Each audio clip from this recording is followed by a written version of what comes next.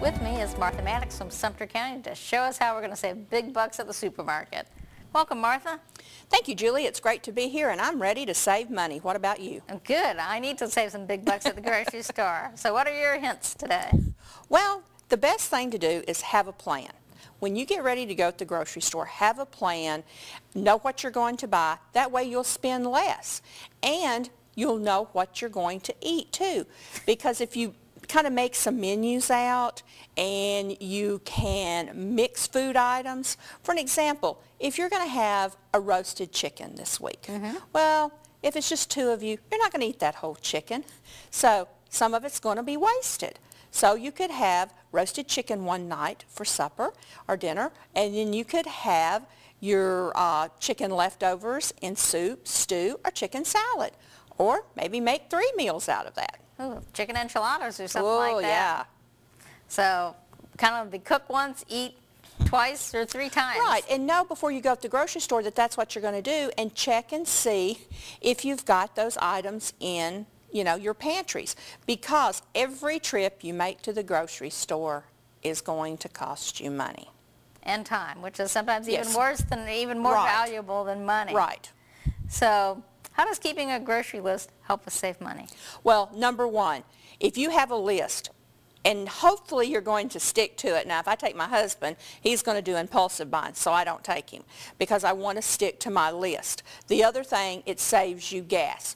And it doesn't also save you gas because when it saves you gas in the trip you go up there, but once you get up there you see something that you want and here that impulsive buying slips in. So you're out, say $1.75 for gas if you drive about 4 miles to the grocery store and back.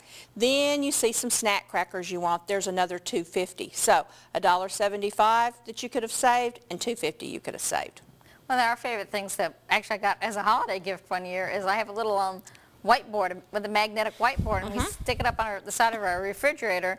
So anytime anybody needs something, like when I'm out of cereal, because we usually stock up on cereal when it's on sale, so when it's about time for me to get cereal, I just write it down there. So that way it's up there so I don't forget. And that way, but then I'm not overrun with cereal that you just keep buying stuff. Right. So, okay, so we're going to make our list, and one of the big food wastes is buying stuff that you buy that you don't need and you stick in your refrigerator, and it just becomes, as I call it, a science experiment. Right. Your science experiments can be your leftovers or your products that you buy that you don't need.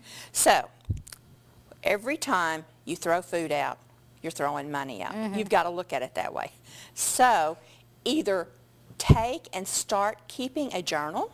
Now that kind of sounds petty, but keep a journal for a week of what you're putting down the garbage disposal or what you're throwing out in the trash that comes out of your refrigerator.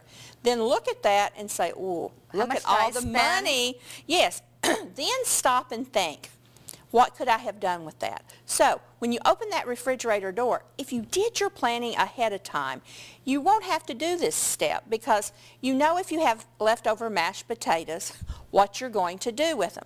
But if you didn't do your first step planning, you open that door and you say, okay, I have leftover mashed potatoes from last night. What am I going to do with these things? You can make potato patties with them. You can make a potato soup with them. You can make shepherd's pie with them. You can do a number of things. Well, I've got these bananas and they're getting overripe. What can I do with them besides throw them out? I can make banana nut bread. I can make smoothies. I can make popsicles. I can freeze them. I was about to say, or if all else fails, freeze them. Right, and the main thing is if you have leftovers, do one of 2 things with those leftovers. Make you plates ahead of time that you can microwave, take to lunch for brown bags, something like that, or freeze them. If you know you're not going to eat them, freeze them. That way you can have them later on. Any tips on brown bagging it while we're talking about saving stuff? Yes. This is going to be interesting because how much money do you think you can save by brown bagging it? Oh, I'm the wrong person to ask because, because I save a bunch of money because I almost always bring my lunch with leftovers. If you'll just brown bag once a week because you're always going to have leftovers, depending on where you go, but we're just going to use a ballpark figure of $5.50, and that's basically what a lunch out would cost. Now, if you eat you know, brown bag it for 5 days, you're looking at $27.50 you can save. Now, some places you go may be 10. So look at, you know, look at the figure. But stop and think. When you're cooking, you always have leftovers. So take those leftovers, and instead of worrying about, well, I have to eat them for dinner another day, have them for your lunch. Also, something that we started to do to make sure, sometimes you have stuff and you plan ahead, and suddenly somebody's really hungry that night, so it's like the stuff that you planned for the next meal has just kind of disappeared. Sometimes I'll whack the meat in half and put it someplace else so it's not visible for foraging on. So it's like, if you eat it now, we're not having anything to eat tomorrow night. Right, and also too, Julie, another way to look at brown bagging it from saving money, look at it from this aspect of saving money. If you're brown bagging it and taking leftovers, you know what you're taking from the health standpoints of it. And when you start eating out, you're increasing your sodium intake. You're probably going to end up gaining weight. You may not drink as healthy. You may not drink water. You may drink soda. You may drink a sweetened beverage. And so from a health standpoint of the money you're going to save from your health bill also is a way to look at it. Always funny how health and money are well connected. So what about coupons? You know, every Sunday I get all my coupons, and some weeks I'm better than others about coupons. That's a call that I get quite frequently. Can I save money using coupons? And I always say, well, it depends. If you're buying a product, Julie, that you do not use, that you do not know if it's good or not, no, you cannot save money. Now, if you're using a food coupon on something that you normally use, yes, you can save money. The best way to use coupons is to take and find out your store's policy of where they're shopping, how you can use coupons. Some stores will double and triple stack coupons. Some stores will match, you know, coupons from other stores. And that's, you know, find that out. But if you're using that product, yes, you're saving money. If you're not normally using that product, don't just use a coupon because you can get $1 off on it. Because then it just sits in your pantry. It could sit in your pantry, or you may not use it, you know.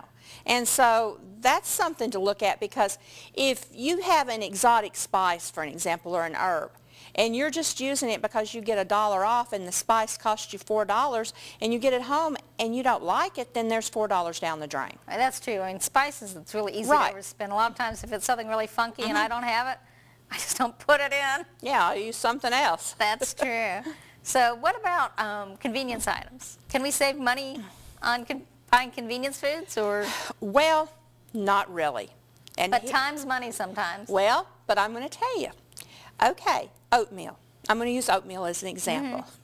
You can take your old-fashioned oatmeal, you can prepackage that, or you can measure it out by directions, put it in a bowl, put it in your microwave, and microwave it. Do you mean like the quick oats, or the ones that you have to really, really cook? The ones you have to really, really cook. Then you have your prepackaged. That's convenient. You open the package, pour it in, pour your hot water in, and microwave it. It takes the same amount of time as it did for your old-fashioned, you know, long cooking oats. The difference is your old-fashioned oats roughly are cheaper. Then you have to buy 10 times the number of packages of your prepackaged oats. So you're looking at probably about $5.50 more for the convenience of the prepackaged oats. And it takes about the same amount of time. And there's also more fiber in the pre-cooked and the instant oats too. So you have to look at the overall package, but convenience is not always cheaper, and always health-wise, here we go again, it's not as healthy sometimes. Well, great. You've given a lot of stuff to think about, Martha. Thank you so much. Thank you, and good luck saving money at the grocery store.